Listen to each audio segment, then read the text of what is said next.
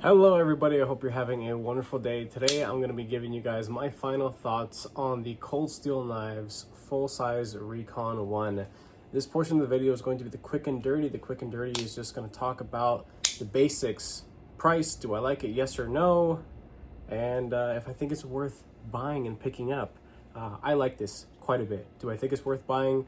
Absolutely. The price of it typically floats just under $100. There are different sites that you can get it for significantly less, closer to like 75 bucks. I think I got a pretty good deal on this. I'm happy with it. I did purchase it on Amazon. I will link that down below if anybody was interested and has yet to try this out.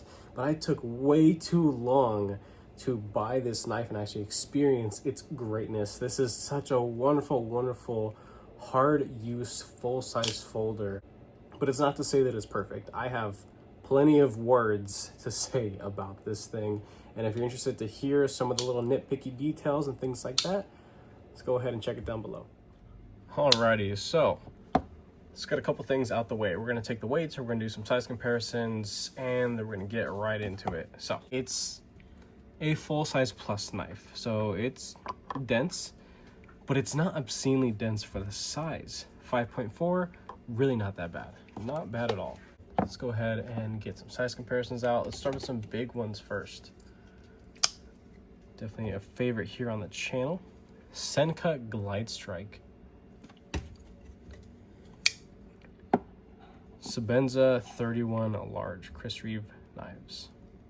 Spyderco Manix 2 lightweight.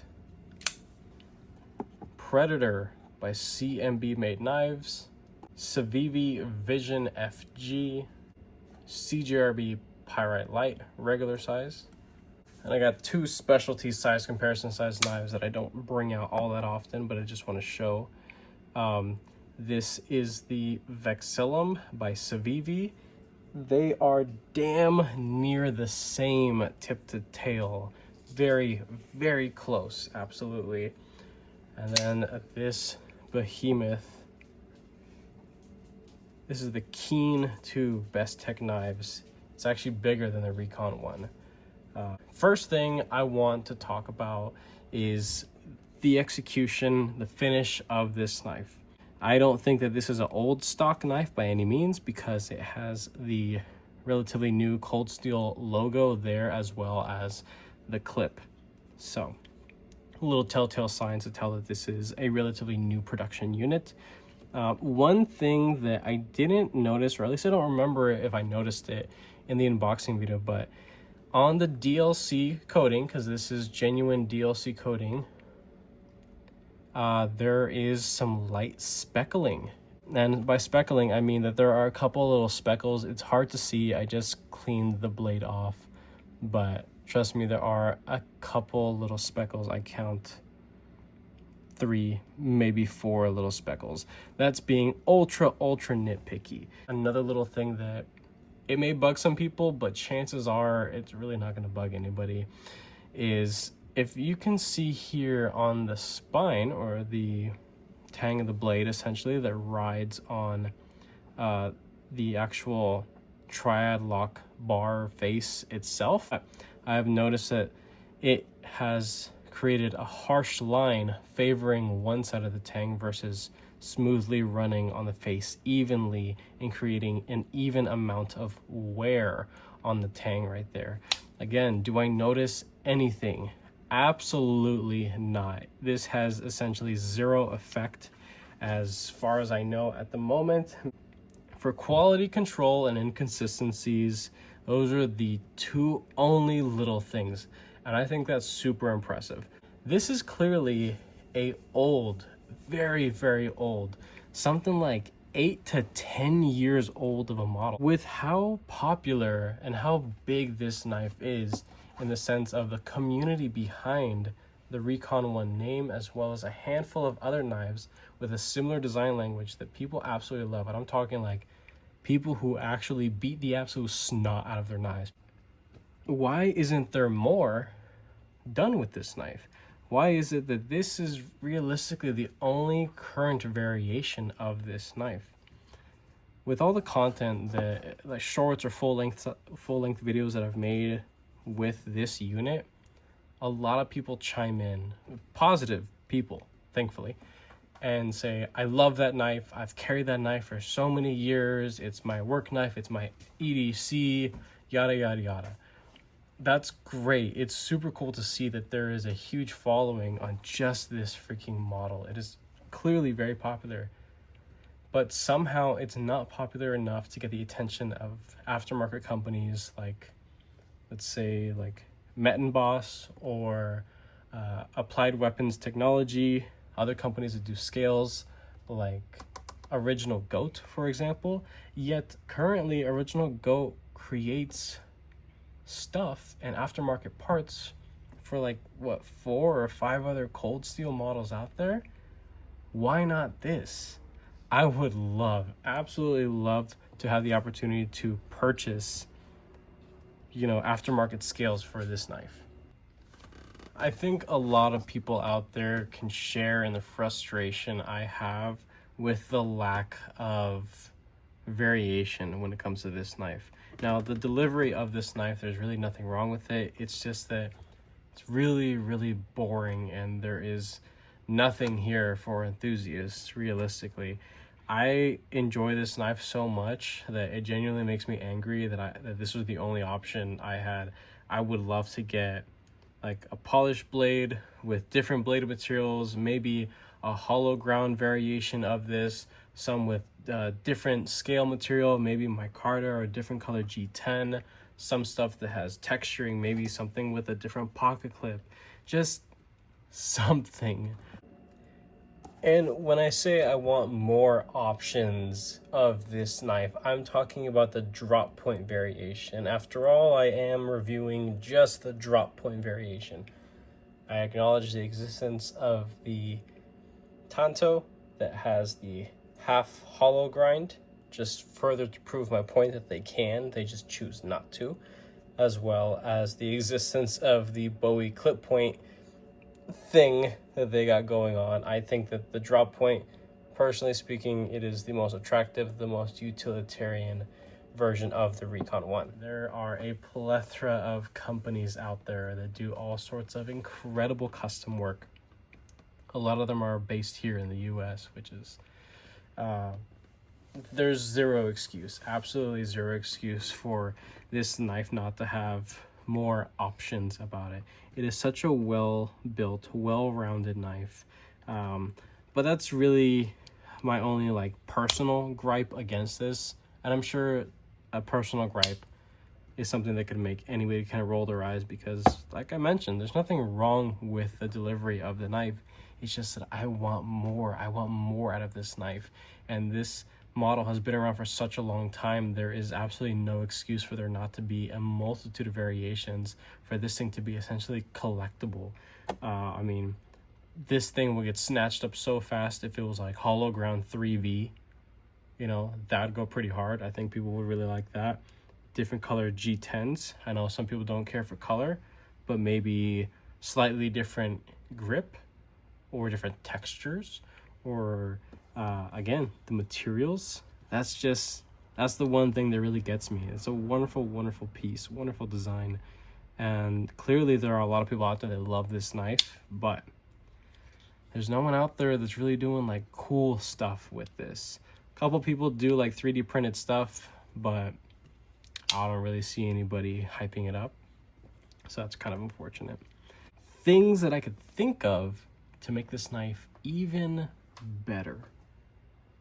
Besides the change in material, we could talk about different finishes and where money is allocated to one part of the knife for production cost and processing. They could have been put somewhere else. And I'm talking about the DLC coating here. Now, there isn't a typical set price all across the board. Like, this is the industry standard for DLC application on knives. But let's say that there was a plain Jane silver blade, silver hardware, a black G10 variation, and then there was this. And this was actually the spicy variation. And you spent maybe an extra, I don't know, $50. I personally think that S35VN does not need DLC. That's just me. Do I think it's cool? Yeah, sure. but this knife doesn't need that. I would have preferred that they save the cost of what the application of DLC is and then just put a shallow hollow grind on this. I think personally that is a wonderful trade-off, because the power of cutting goes up exponentially, and I don't really care about the wear and tear on the actual blade surface because Cold Steel does an excellent execution of their tumbled finish. I actually have an example of it right here in the form of the Mini Recon 1, a wonderful little compact knife.